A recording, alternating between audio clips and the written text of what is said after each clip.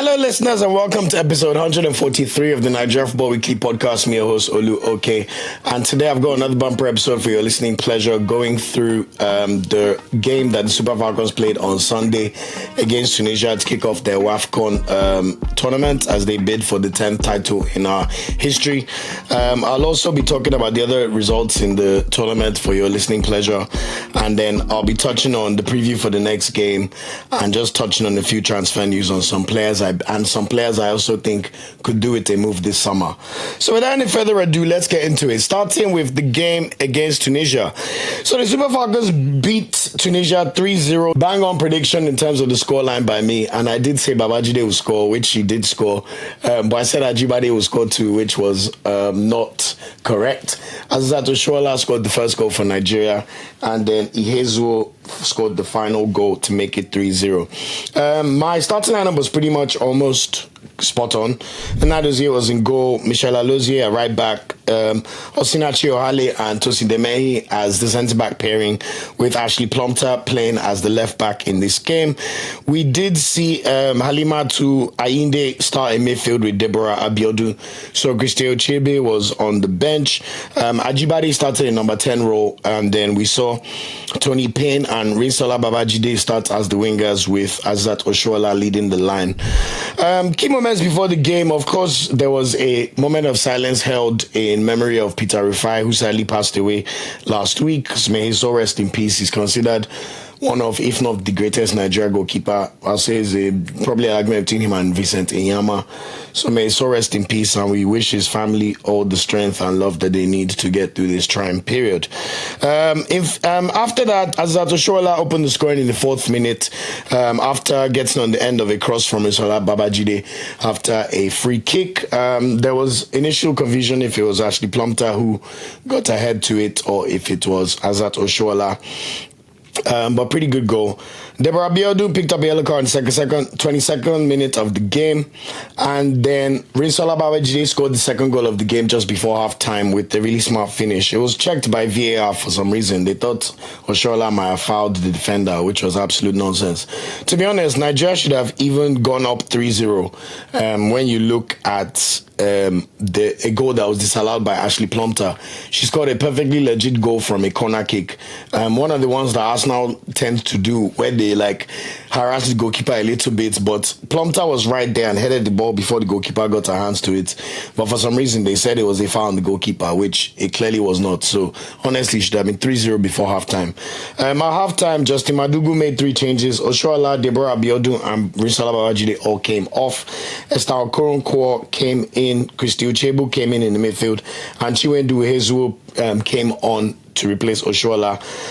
There was a potential penalty for Tunisia in the 76th minute, but VAR didn't give it, which I thought was the right decision. It was a bit of a soft one, to be honest. And then we saw Folashade Jamilusi come on for Tony Payne in the 82nd minute, and then Nigeria scored a 3rd goal in the match through Chinwendu Ihezuo in the 84th minute. Really, really smart finish. I thought it was a great goal by her. Tosi Demehi then got a yellow card in the 86th minute, and then finally we saw Halimatu Ayinde come off for Jennifer Echegini in the 92nd minute and final substitution. So a bit sad that Echegini did not get too many minutes, but it must be said that a lot of the substitutes played really well. Esther Okoronkwo came on at halftime, was even named man of the match by CAF, although Rinsola Babajide was voted man of the match, I think in the Super Eagles channel. So both of them played really, really well, an exceptional performance from them. This is a game that went exactly as we expected. Nigeria had 24 shots. 9 on target. Our opponents had 6 shots, 0 on target. We dominated the game, 72% possession. Over double the passes of Tunisia. Passing accuracy, 83%. Any metric you can look at, Nigeria were dominant. We had 6 corners in this game, over 1. So very, very great in terms of, at least on paper. What I would say is you could see that the cohesion was still missing slightly, because even though we had this many shots, we could have easily beaten this team by 5 or 6 goals, to be honest. So there's still more work to be done, but at least great attacking display when you get 24 shots and 9 on target. Oshoala, it's good to see her getting on the goals. That was a positive in this game as well. I thought Rinsola Babajide was excellent with her goal and her assist in this game, so shout out to her, and long may the good vibes continue. It was also her first goal for the Super Falcons, so really, really good moment for her. Also, as I said, Esther Okoronkwo with the assist for Hazel was really, really good in this game, and she also nearly scored as well. I like the fact that the substitutes combined for the goal. Okoronkwo's assist and Hazel's finish, and winning comfortably and topping the group. We had many good chances in this game, honestly. Abiodun in the 37th minute. There was also a miss of the tournament or miss of the year contender by Osinachi Ohale. Literally, open goal, gaping goal, and she kicked the ball over the bar. But you see, I don't complain too much because it was that comfortable for the Super Falcons, and honestly, long may it continue. Okoronkwo even hit the bar in its first minute as well. Only negative, I'll say yellow cards. You need to be a bit more careful, and as I said already, we could have scored more goals in this game when you look at the amount of chances we had, and we need to be more clinical. We had to put our opponents to the sword. But overall, great game. I thought almost everybody played pretty well in the team, and it was a great way to kick off the AFCON for our team. Other results in our group, Algeria beat Botswana thanks to a goal by Gutia Karchuni in the 10th minute of the game. So Algeria won 1-0 and sits second behind Nigeria on goal difference. Other results in the tournament in Group A, we saw Zambia put up a really, really good game against Morocco. To be honest, Zambia should have won this game. Babarbanda scored very quickly. Fantastic goal in the first minute. She looks like a powerhouse, and she missed the last AFCON as well. So Zambia are definitely going to be a force to reckon with. Morocco equalized through a penalty by Ibtisam Jaidi in the 12th minute, and then we saw the other superstar in Zambia, Rachel Kundanaji, put Zambia ahead in the 27th minute before Ghislaine Chebak scored in the 87th minute with a fantastic equalizer from outside the box. Senegal beat DR Congo 4-0 in Group A as well. Mama Diop and Nguena and Diaye both scored braces in the first half, so safe to say that they're already the top scorers in the tournament after both getting a brace. So Senegal topped the group with 4 goals scored and a +4 goal difference. In Group C, on the other hand, the games took place yesterday. South Africa beat Ghana 2-0. A lot of the heavy hitters would expect. Linda Motlalo, who I mentioned is one of the star players in the tournament, scored a penalty in the 28th minute, and then we saw Jermaine Seoponsewe scored the second goal in the 34th minute for South Africa. Mali also beat Tanzania 1-0. Saratu Traore scored the only goal of the game in first half stoppage time. So South Africa lead the group with on goal difference after winning 2-0. So all in all, it's been a good start in terms of game week 1 in the women's AFCON. It's looking pretty good for Nigeria. Our next game is against Botswana, who Algeria beat 1-0. You would even expect us to, I guess, do better against Botswana than we did against Tunisia. So fingers crossed. What do we expect from the starting lineup? I don't think we'll see too many changes from the starting lineup that played against Tunisia. I expect Nandozé to continue in goal. I expect the exact back four to continue with Plumpton at left back, Alozie right back, Ohale and Deme in the center of the park. Ainde and Abiodun will probably continue. I'm hoping we see Magudu swap Ajibade and Tony Payne. I think Tony Payne could do a better job as a cam, and then you play Ajibade on the wing, which is where she's able to do a lot of her best work. And then Risola Babajide should either continue to play, although Okoronkwo may start considering she did so well when she came on. And then would expect Oshoala or Ihezuo to lead the line, but I think Oshoala will get the nod based on how she scored. But let's see, but one to watch. Key players in the Botswana team, they have a striker called Refile Tolakele, who plays for Mamelodi Sundowns ladies. Striker, more experienced attacker, and plays for a top club in South Africa with a good record. They've also got a attacking midfielder, Lesego Radiakanyo, number 10, who plays for Gaborone United. We'll need to cut off her supply to limit Botswana's attacking flow, because she's going to be the link to their attack. Also, their goalkeeper plays for Mamelodi Sundowns, Sedilame Bosija. So she also plays in the top team and made some great saves against Algeria. So, especially one from a free kick. So, one to monitor. We need to be as clinical as possible in this game. So, we expect Botswana to start with the 4-2-3-1 based on the last game they played against Algeria. We expect them to sit and counter when they can. My predictions for this game, I think Nigeria will win this game 4-0. It may be 5-0 to be honest. And I think we'll see a spread of the goals again. The way Plumpton played in that last game, I think one of our defenders will score. So I think Plumpton will get one. Hopefully Ajibade can finally get on the scoring charts. And I think one of Oshuala, Ajibade, Tony Payne, even a Hazel off the bench or Okoronko will also get the goals. But I'm predicting, let me go brave, 5-0 to Nigeria. Nigeria will beat Botswana by 5-0. So if you've watched up to this point, thanks for sticking around. If you have not subscribed and you're enjoying this content, don't forget to like, share and subscribe. Please, we appreciate every single listener and we don't take it for granted as we're trying to build this channel. Thanks for all the support. We've seen incredible growth this year so far. We're really grateful and continue to support the channel. Just to switch gears quickly on transfer news that we've heard so far, it's been reported yesterday that Galatasaray have sent an initial bid for Victor Osimhen, 50 million euros plus 5 million in add-ons. We've heard he's now open staying with Galatasaray and he's actually agreed personal terms with the Turkish giants. Me personally, this one leaves a lot to be desired. I'm not going to lie to you. Like, yes, he played one season there and he did really well and he won the double and he scored almost 40 goals and they appreciated him. But the Turkish league is ranked number 9 in Europe for a reason, you know. When you even look at how the Turkish teams perform in Europe, it leaves a lot to be desired, you know. So when you think about the capabilities of this striker, someone that could play for the best teams in the world, you know, it just leaves a lot to be desired about Galatasaray. I also have an issue with Nigerian players and their agents. It seems like we have really lackluster agents, man. Like, what are these signings, man? What are these clubs, man? When you look at our players in general and the teams they're, you know, linked with, it just feels like the agents are not doing the best job possible, man. Osimhen should be having interest from all the clubs in the Premier League. Any big club that does not have a number 9 that they trust should be all over Victor Osimhen. If Arsenal can be trying to sign Madueke, then I don't want to hear anything about attitude or the way you live your life outside because a player likes to wear chains or dress nice. Because if that's what they're using to say Osimhen has attitude and this one, then it's nonsense. But it just leaves a lot to be desired. But I guess on the positive, he remains in Europe. He'll play in the Champions League next year. So let's see what can happen. But Galatasaray is still Galatasaray. No offense to the team. But Osimhen in his prime should not be playing for Galatasaray. I'm sorry at this point in time. But look, we'll support and we'll see how it goes. But it will be a shame because if Nigeria misses the World Cup now, this is a player that his reputation is not going to be as high as it ever was for Napoli. Because unfortunately, if you're not playing in top 5 leagues and particularly the Premier League or La Liga, you're not really in the, you know, the actual consciousness of fans that often. We could talk about watching Galatasaray games, but really and truly, how many are we watching like that? You know, we try here or there, but compared to like the Prem where we could really see you and you could show your talents, you know, it just leaves a bit more to be desired. But it seems like it will happen, so we wish him all the best anyway. Also, brighter side, Samuel has completed a move from Fenerbahce to Birmingham City on a free transfer.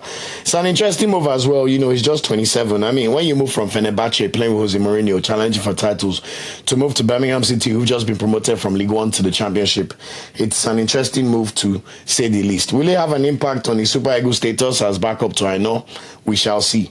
You know, the one positive I will say is that Birmingham City have a lot of money. You know, they've just signed the Celtic striker, Kyogo, the Japanese striker, and they're making a lot of moves where they're trying to sign players. They've just signed Demari Gray as well. So it looks like they're trying to really retool their team to make sure that they're able to either win the Championship or at least make the playoffs. So I think Birmingham City will be one of the better teams if they can all gel well and do well because they have the money backing. Tom Brady is also a minority owner or majority, and he owns some stake in Birmingham City anyway, is the point. So let's see about that one. But I really don't like when our players move to Championship teams or teams that, quote unquote, they're better than, you know, it just leaves a bit more to be desired. But who are we to complain? He was born and raised in England. No, he was born in Nigeria but raised in England, so maybe he just wants family comforts and they'll probably pay more money than maybe Fenerbahce were paying him. I don't know. But watch this space. Also, more good news. Ola Aina has signed a 3-year contract extension with Nottingham Forest. I like this move. You know, he gets to play in Europe. You know, if Nottingham Forest can continue to retool, you know, they're about to use Anthony Elanga, but let's see who else they can bring in as a right winger. But if they could keep the core of their squad together, they've also signed the Brazilian striker Igor Jesus, who played well for Botafogo in the Club World Cup that's still going on. So I don't have too many complaints about this move. Could they have maybe played for a slightly better team? Maybe, but Nottingham Forest still finished 7th in the Premier League. You know, so let him put together another strong season, and by God's grace, maybe we'll even see him go to the World Cup if Nigeria can qualify. So no qualms about that move there. Also, I heard a few rumors about Arokodare going to Burnley or Burnley being interested. So watch this space. I don't have too much info for now, but I just saw the rumor somewhere. And also the same thing with Victor Boniface, and there's apparently interest from AC Milan, I think. But that one, I haven't heard too many credible information yet, so watch this space. So that's it in terms of transfer news. And finally, just to round up the podcast, I just want to do a quick segment on Nigerian players who I believe could do what they move in this transfer window. I don't want to say need, because a need means it's absolutely necessary. But in terms of taking the next step in their careers or being able to rejuvenate their careers, these are players that could do what they move over this summer. Today is July 8th on Tuesday. Sorry, why did I say 28th? So first of all, for me, Ademola Lookman, he's had a very, very good few years in Serie A and playing for Atalanta. His reputation is at an all-time high right now. And even if he stays in Atalanta, he'll play in the Champions League and they'll retool their squad for sure. So it wouldn't be the worst thing if he stays. But we know that he would look set to leave last season. Apparently PSG were interested, but that's not going to happen because they've signed Kvaratskhelia instead. What's the best solution now? I did see in David Ornstein's report this morning that Arsenal are interested, but they're not ready to do terms on Atalanta's money at the moment. I think this is a player that if he moves could end up at Juventus. It's hard to look at what options really exist right now, but I think this is one to monitor between now and especially in August, just to see what shakes out. Who knows, he may even stay. But the whole point is, as long as he continues playing Champions League football and dominating in Atlanta, I wouldn't mind. But if he moves, I'd like to see him play in either La Liga or the Premier League. I've heard about a rumor at Atletico Madrid. I don't know how true that is, but watch this space and let's see what happens. So one to monitor for sure. Also, another person who I really believe needs a move is Wilfred Ndidi. We're tired of seeing Ndidi play in the Championship. He gave them one season in 23/24 season playing Championship and did well. And we know how he was doing in the Premier League last year before he got that injury that kept him sidelined for a few months. So he's too good of a player to be playing Championship. So I want to see what Ndidi's going to do. He settled, he's a British citizen, yes. But I even heard rumours about Manchester United. But even if he goes to a place that's mid-table, I don't mind. But Wilfred Ndidi cannot be playing Championship. So let's see what happens with him and his career. Omar Sadiq, on the other hand, it looks like Valencia aren't so interested in keeping him after his loan spell, despite how decently well he did. And I'm not sure Real Sociedad want him to stay. We know he's not the best striker in terms of top level, but he's a decent mid-table club striker and he has his moments, and I still think there's a credible player there and he has his reputation built in La Liga. So I'd expect to see him either stay in one of these like mid-table La Liga clubs, and let's see how it shakes out for Omar Sadiq over the coming month. Also, Chuba Akpom looks to be leaving Lille after his loan spell from Ajax. He's 29 and we're not really sure what his trajectory is. You could say he's pretty much his final form in terms of his level at the moment. But let's see what happens to Arokodare. Will Ajax keep him and make use of him? Also, as I mentioned, the rumour, Ola Aina, he just had a really good season with Genk, finishing as a top goal scorer, and will probably like a big move as he's now 24 and gets closer to his prime. This is a player that has had to fight for everything he has in his career. He's gone to League 2 in France, played for Amiens, had a few loan spells in different places, even in Germany as well. So finally to have such a great season behind his belt is really, really good to see. And he also scored his first international goal for Nigeria against Russia in our last international game. So I'm really intrigued to see where Ola Aina stays or signs for. If he signs for Burnley, am I really mad at the signing? It depends on how Burnley set up. If Scott Parker is their manager and they have a really good team set up and they play to his strengths, it could be a blessing in disguise. The same way Taiwo when he moved to Nottingham Forest when they got promoted. So let's see and let's watch this space and see where he goes. But I think he's definitely a player capable of playing in the top 5 leagues. Also, Rafael Yedika is one for me for sure. I would love to see him play in a bigger team. It's as simple as that. He's been in Belgium for a few years and also been playing the Champions League. Last season, Club Brugge did not win the league, so I'm not really sure about their Champions League qualification for this season because Union Saint-Gilloise won the title. But this is a player that we've heard interest from West Ham and Everton. My preference was slightly Everton for that, but I also think he's capable of playing for a better team, to be honest. So let's see. I think he's personally ready for a big move. So let's see which good clubs and which big clubs who are attracted by his skill set. So watch this space for Yedika. Also, Zedu Sanusi is someone who definitely needs a move. I mean, by all indications of someone that needs a move. Simply not worked out for him at Porto. He's fallen out of favour with the new manager. Barely played last season after recovering from a serious knee injury. And he didn't even get any minutes in the Club World Cup. So clearly, the writing is on the wall for him. Let's see what happens. Porto have a new manager who's Francisco Farioli, who was the manager of Ajax, who bottled the league in the last few games of the season. But it feels like he needs to move. So let's see if he knows what happens with his situation over preseason at Porto, or if not, it'll be time to go somewhere. Also, finally, this one goes without saying, but I think Stanley Nwabali, when you're the Super Eagles' #1 goalkeeper, and, he's still living off like AFCON credibility, which we appreciate. And, he hasn't really let us down. A few shaky moments here or there, especially this year, but it goes without saying, playing for Chippa United in South Africa is not the best look or biggest look for a player that should be representing the Super Eagles, They are not one of the better PSL sides, and slowly we're seeing Maduka make a case because Maduka plays week in, week out in Serie A in Italy. Forget your prejudice against Maduka Okoye, but if you look at club form, Maduka Okoye clearly has it better than Stein Nwabali. So I want to see what happens with Stein Nwabali this summer. Another season at Chippa United might be what it takes to lose his place, but we don't want him to lose his place. I want to see if he can get to Europe. He's good enough. Maybe his age profile does not help because Nwabali is no spring chicken.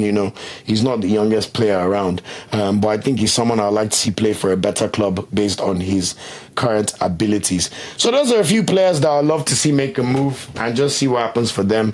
I think another one is probably Kelechi Iheanacho to just revive his career. He went on loan to Middlesbrough after his signing on a free transfer for Sevilla. Sevilla already have the likes of Ako Adams and Ejike back in preseason, which started yesterday, but Iheanacho's nowhere to be found. So I'm intrigued to see what Iheanacho does with his career, and let's see if he can revive himself and his current status.